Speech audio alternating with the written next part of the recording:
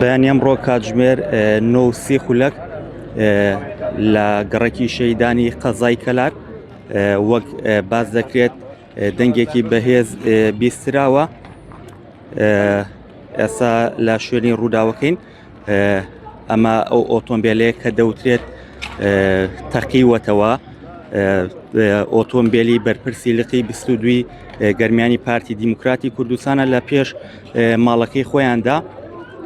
من قسەم لەگەڵ نزیکەکانی بەرپرسی لقی 22 گەرمیان کرد، باسییان لەوە کرد ویستویانە بۆ دەوام بڕۆن. 3 کەس لەناو ئۆتۆمبیلەکەیە بووە.